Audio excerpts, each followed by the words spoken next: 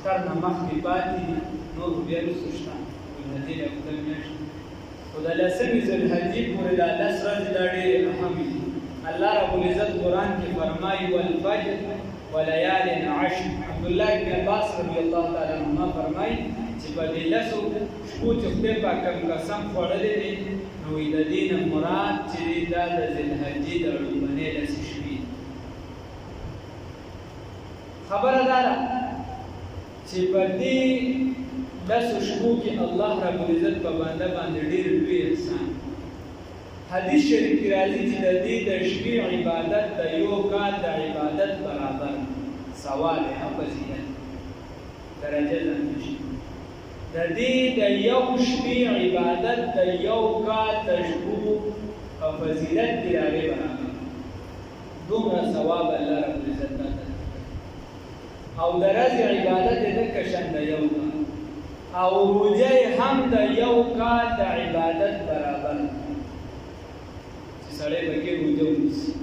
بیا د عربي د ورځې روزه دا د 2 کالو برابر لانجې پونجې به نه کوي ځان له به ذهني پروګرامونه نه ګورئ مفتي ضروري خان صاحب رحمه الله تعالی هغه بسې چارو لږ عوام بس وه هغه ورته چې په فرض او واجبو کې څه فرق نو مفتي صاحب رحمه الله ورته دې غاړې ورته وایي جواب کې وایي فرض دې ته وایي چې قطعي وي او هغه وایي واجب دې ته وایي چې غیر قطعي ورته چې څونه دې سوال کړی د هغې چې پاور برداشت کولی شي بل دغه ځان سره یاد ساته ته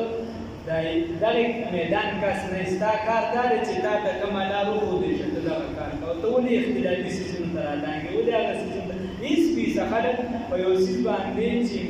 هغې ته علم وي هغې پرې پاخه وي هېڅ پیسه بس لګیا نه دا شی خو داسې دی خپله رایې ورکوي دا شی خو داسې دی دا خو داسې نه مشکات شریف حدیث دی چې نهمه د ذوالحجې نهمه د ذوالحجې د هغې د 2 کالو ثواب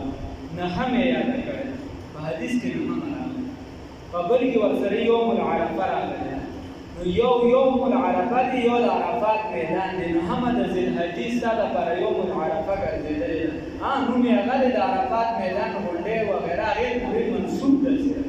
نو چې دا په نهمه د ذوالحجې باندې روزه ونیسله دا د 2 کالو د برابر ثواب دی که ستا ځان نه ذوالحجه یو د هغې ځان نه حساب کتاب کې به فرق راځي دا دنیا یو ګوټ کې به یو سي بل ګوټ کې به بل سي صحیح ده په نهمه باندې چې څوک روزه ونیسي د یو 2 کالو د برابر ثواب او چې دومره یو کس نیک وي دونه ویدي چې د بګیر وباسي نه د 2 ورځې ونیسي که نه څه چل کېږي قیامت خو پرې نه راځي داسې یو میاشت روزې چې انیسلې په هغې باندې کور نه روانېده په 2 ورځو به یې سم کور روان شي 2 ورځې دې روزې ونیسي تدبیر به راشي تدبیر زموږ په مذهب کې خو ټول کې امام ابو حنیفه صاحب په ټول ځایونو کې تدبیر دلته دی تدبیر بین الاحادیث تدبیر بین المسائل وغیره بس تدبیر دی راشي خبره دا ده چې په عام ورځو کې په دې نومو کې ته روزې نیسي نو دا د څه برابر ده دا د 1 کال برابر ده بیا چې د شپې عبادت دی د 1 کال برابر دی نو کم از کم چې لږ لږ عبادت خو پکې وکړو که ډېر نه کړو که نه که ډېر پکې څوک فیسبوک کوي ډېر پکې چې دي فلمونو ګانو ته پراته دي ګیمونو ته پراته یا څوک پکې غیبتونو ته ناست دي غیبتونو ته پراته یو څه بل څه چېرته جیب ته ناست دي چېرته خبرونو ته چېرته څه ته ناست چېرته کډي ته ناست دي چېرته میخې ته ناست دي نو دا لږ شان دی خو دی پکې ذکر وکړو لږ شان دی پکې یو 2 رکعته نفل وکړو د قرآن تلاوت دی پکې وکړو د قرآن تلاوت ته موږ بلکل شا کړی د قرآن تلاوت دی پکې وکړو لکه شان د ورځې د روژه ونیسو نو هر بنده دې ونیسي کوشش وکړي که په څو کار مار کې دا لږه ډېره سختي نو دومره سختي خو به وي نو دا خو به وي نو دونه لویه مرتبه خدای پاک درکړي دا دونه سختي به برداشت کړي یا که ډېره سخته وي یو کس ته بلکل لکه داسې دی چې د سختې کار دی وغیره نو بیا نه نیسي نه دې روژه ده ګناه منافي نشته نه دي خبره خو نشته البته ذکر دی کوي د ګناه نه دې په ډېره توګه ځان بچ ساتي د ګناه نه دې ځان بچ ساتي اهمې ورځې عبادت راځي خلکو پکې کرکټو ته د ماښام لمونځ د خیر حقیقت به ولې ګراونډ کولی شي دی پکې دوه ورکړي بیا یې بند کړي ځکه چې هسې د ماښام لمونځونه پکې خلکو کوي خو د نیکان دا لږان داسې یو که کوي نو نیمه ګنټه بس ګنټه پسې کوي د ماښام لمونځ دي د عیسی د خدای پاک ورته نه مثال کړي د سارې لمونځ واسې نه دي کړي د سارې لمونځ د هر یو نه تللی د اخره ټول بسې کله ناکله یو بنده دی ناوخته شیدو څښي متواتر او هر پلار وایي زما بچي نه پاڅي نو ته به کله پاڅې بچي دې خو نه پاڅي خو ته به کله مانځله پاڅي او بیا که کوم پلار پاڅي نو هکه بچي د ده کار له ښه ټیک ټاک پاڅي کالج له ښه په ټیم پاڅي یونیورسټۍ له ښه په ټیم پاڅي خو چې خبره د مونځ چې وي نه پاڅي که غم خالي راشي خدای شته هغه د بانک ټیم کې ما دلته جومات کې ناست هلکه وحي کې رانازله شوه جبریل راغی څوک راغی دی راپاڅوله کډه داسې هم نیک نه دی هکه ټیک ټاک راپاڅي او چې پلار هم رامېته کېږي زوی هم کېږي پلار هم کېږي او مور هم کېږي نو ټول کېږي داسې نو چې دې مونږ نه کې زوی دی بازار کار نو همې ورځې خزان باندې هسې د قیامت نه راوړو هسې د خدای د امدادونو خدای پاکه باران کوه عمل څه ده منشي کاکا خبره د الله دې وبخي یا د ورو الله شاه غړ اواز ورکړه چې موږ کار ته ګرځې کړي او عملنامه په في لاس غواړي نو کار څه کوو او دې خو خدای ته لاسونه اوچتو چې رحمت باران را باندې وکړه مونځ نه کوو په کور کې یو کس مونځ نه کوي نارینه نه کوي زنانه نه کوي رحمت د کوم ځای نه راغلی اسمان نه څه چې څه کیا نو اعمالکم عمالکم عمل خو د لارې مال دی که څه کوو نه عمل نه کوو د نیکې دا خو به تاسو ته پته ده ان الصدقه لتطفئ غضب الرب دا خو همې ورځې دي حدیث شریف کې راځي رسول الله صلی الله علیه وسلم فرمایي وایي صدقه چې ده دا د خدای پاک غوسه مړه کوي بارانونه د خدای نه غواړئ مخکې به دا خو زمونږ د یادو دي خلکو به شربتونه وکړه په کورونو په غریبانانو به یا تقسیم یا به دغه ته ولاړ اوس خو چې شربت وکړي هغه هم پیسې به کې راواچوي دغه دغه نشته ولې جیب بیا هر کار